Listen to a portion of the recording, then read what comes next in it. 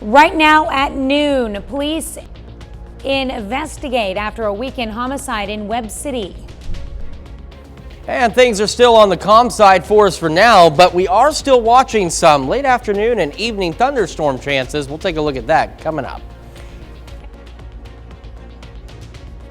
Downtown Louisville. The 4 states' most watched news starts now. A homicide investigation is underway after an unresponsive female is found behind a Webb City home. This is KOAM News at noon. I'm Tanya Bach.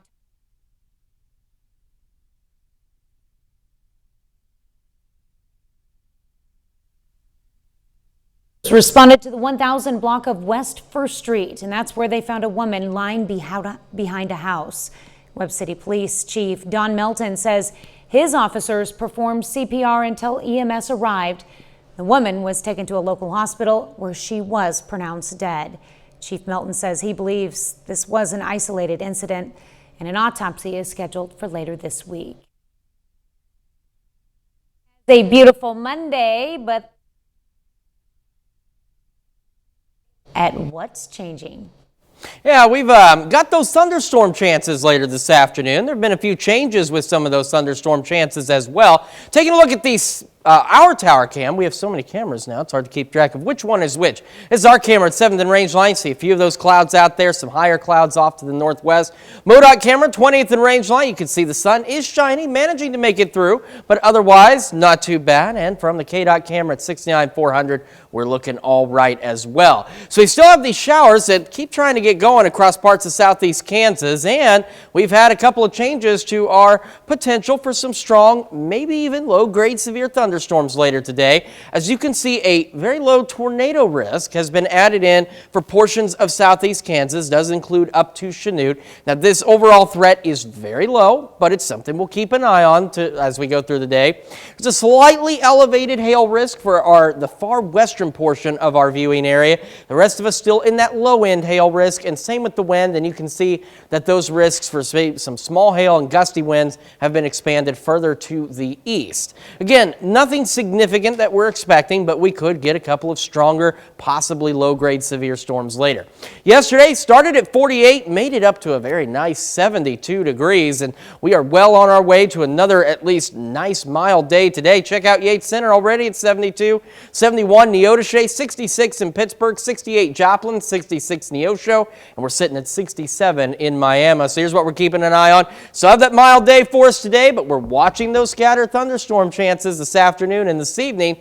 And after that, though, got a pretty nice week ahead. We'll talk about that full forecast and those storm chances here in a few more minutes. Tanya? All right, thanks, Chris.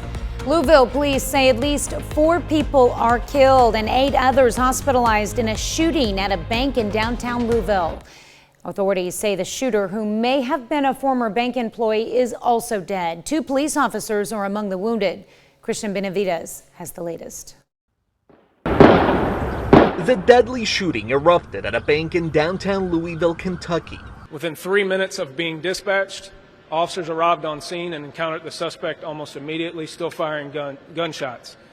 Officers exchanged gunshots with that suspect, and ultimately that suspect did die at the scene. We believe this is a lone gunman involved in this that did have a connection to the bank. Caleb Goodlet's wife works inside the building.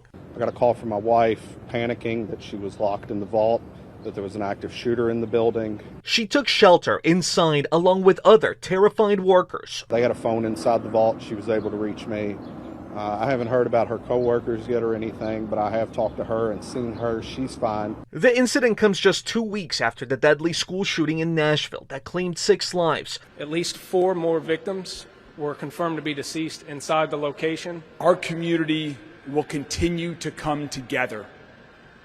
We will find ways to love and support one another and the families and friends who have been directly impacted. Authorities are asking the public for any information related to this latest shooting as they begin their investigation. Christian Benavides, CBS News. Kentucky Governor Andy Beshear gave an emotional response to the incident, saying he lost 2 of his close friends and another is at the hospital. Well, tensions remain high in the Holy Land today, where right-wing Israeli leaders led a march in the West Bank, and Palestinians say Israeli soldiers killed a 15-year-old boy. Yesterday, the faithful held prayers to celebrate holidays for the region's three major religions, a few days after a major outbreak of violence. And the Ukrainians are expected to launch a spring offensive in the next few weeks, and the fear is that those leaked documents could hamper them, revealing details about their forces to Russia. But spring has also brought Holy Week celebrations. Holly Williams visits a war-torn house of worship. The church in the village of Lukashivka is shattered and charred. It was used by Russian occupiers for ammunition storage and shelled by Ukraine's military as they pushed them out. But the faithful still congregate here beside the ruins, praying for the safety of their soldiers and for victory. It must have been an incredibly difficult decision for the Ukrainian military to bomb this church. Yes, Father Serhiy told us, we need to repair everything: hearts, souls, houses, churches. It's been a long, hard winter in Ukraine. Russian airstrikes targeted their critical infrastructure, knocking out power and heating.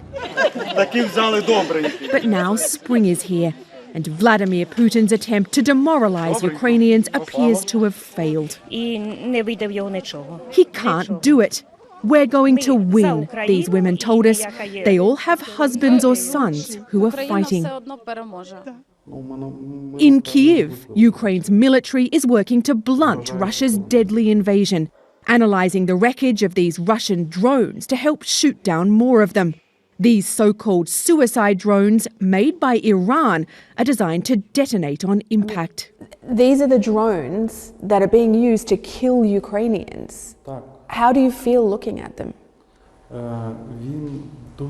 They cause a lot of damage, said this officer, who's hiding his identity for security reasons. But we do all we can to defend our homes and our people. Easter time is when Christians celebrate the resurrection of Jesus.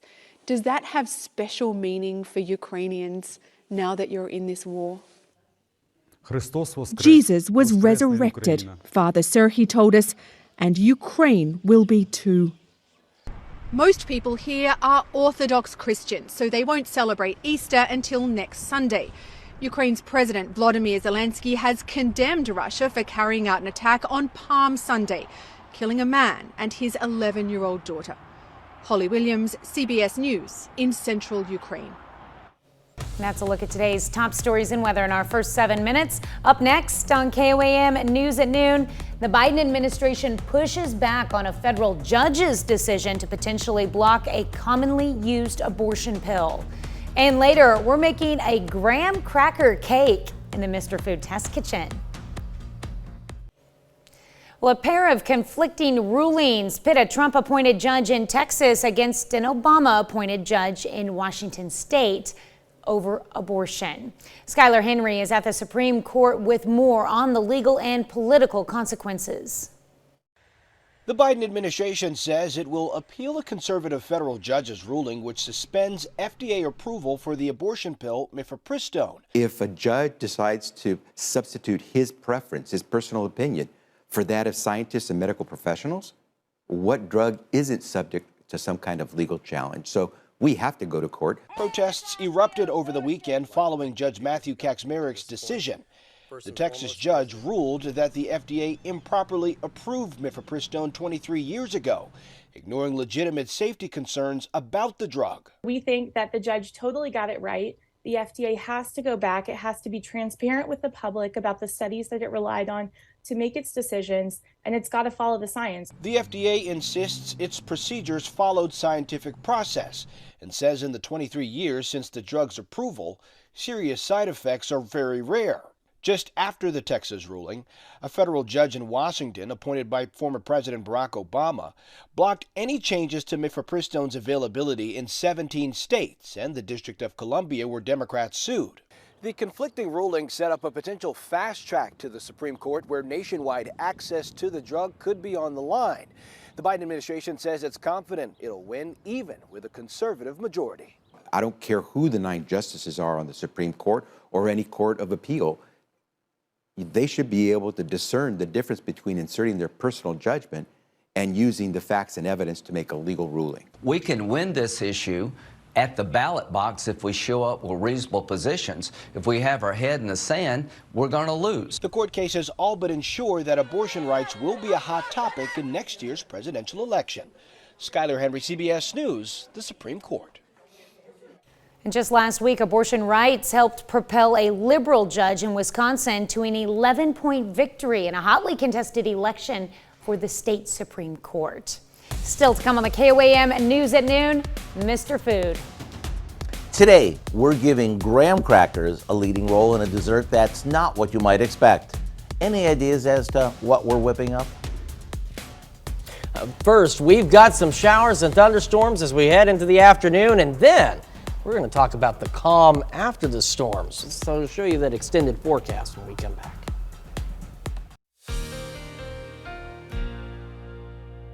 Welcome back to the KOAM News at Noon. So we are still watching those thunderstorm chances as we head into the afternoon.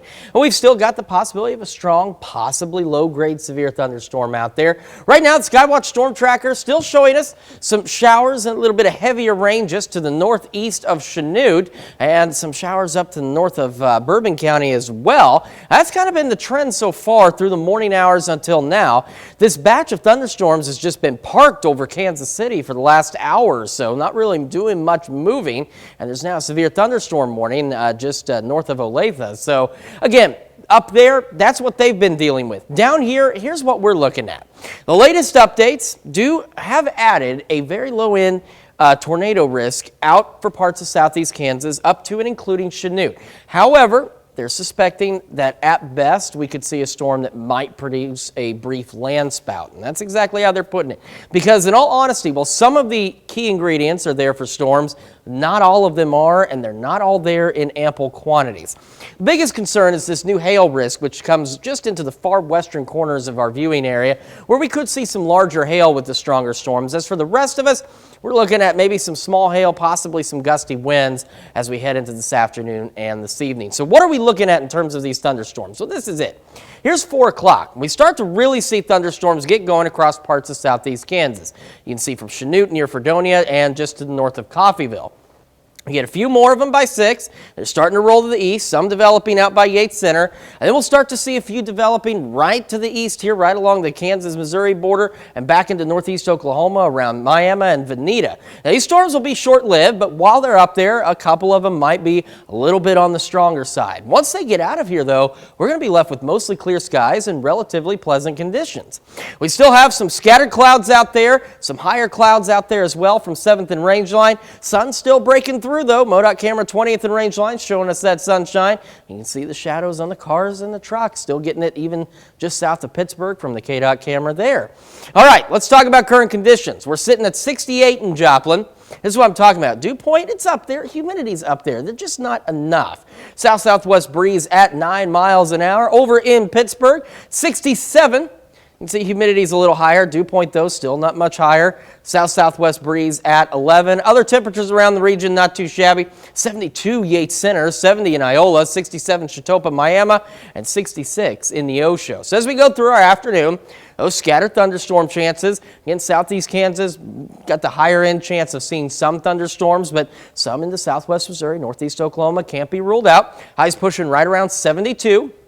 We go into the evening, you saw too the isolated storm or two, especially in southeast Kansas. And then as that passes on out of here, we switch to mostly clear skies and drop back down to a low of right around 51. Ahead of tomorrow, which is the calm we're talking about, we've got gorgeous weather for the next several days after this as temperatures continue to rise. So here's a look. We got mostly sunny, partly cloudy skies all the way through Friday. Temperatures pushing to near 80 by Friday. Some storm chances on Saturday, 72. Kicks our temperatures down a wee bit. But after that, temperatures start to rebound again, back to the lower 70s by next Wednesday, and some additional shower chances on Tuesday. So, of course, with tonight's storms, this evening's storms, we're not anticipating widespread severe weather, anything too crazy, but we will keep an eye on them because there could be a couple of stronger storms out there. That's right. Like you said, we'll keep an eye on it. Thanks, Chris. Well, stick around. We're making graham cracker cake after the break. Graham crackers have a lot of uses. You can crush them into a pie crust or use them to trap melted marshmallows and chocolate in a campfire s'more. Today, Howard shows us how to make a graham cracker cake in the Mr. Food Test Kitchen. Over the years, we've used graham crackers in all kinds of recipes. You know, we've crushed them and mixed them with melted butter to create the die-for crust for everything from cheesecakes to homemade pies. And everyone knows that if you sandwich a chocolate bar in a toasted marshmallow, between a couple of them, you end up with ooey gooey s'mores. But today, I want to show you how to make an easy as can be recipe that turns graham cracker crumbs into a cake that's amazing. We begin by creaming some butter and sugar. Once that comes together, we mix in a good amount of graham cracker crumbs, some eggs, baking powder, milk, and a bit of vanilla. Now, after stirring in some coconut and pecans, we spoon this into a baking dish. Over that goes a pineapple glaze, and into the oven it goes to bake. After it cools, get ready for a cake that's packed with flavor, thanks to the graham crackers. And boy, is it ever moist. To get your hands on our graham cracker cake recipe, all you have to do is check out our website. You know, I think you'll really be missing out if you don't try this one. I'm Howard with Kelly in the Mr. Food Test Kitchen, where today we found a sweet change of pace way for you to say, ooh, it's so good. I've got to find out how to make that pineapple glaze. You can find this recipe along with a lot more good food from the Mr. Food Test Kitchen online. Just go to our website at KOAMnewsnow.com. Here's a look at our 4-state market prices.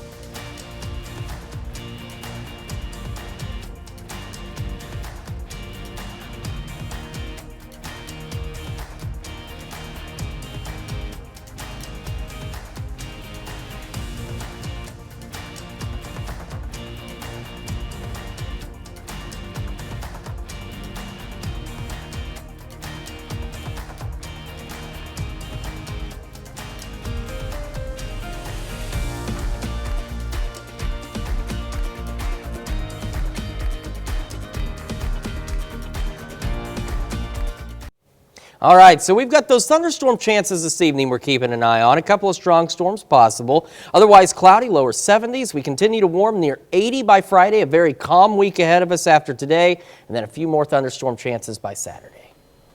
All right, what do we have coming up tonight at 5? Well, changing how food is made and Health Watch, why lawmakers in California are concerned about the chemicals used in a lot of popular snacks. Plus, the Northeast Oklahoma Wildlife Park has a new animal for you to get up close and personal. You see it there. It is a sloth, of course.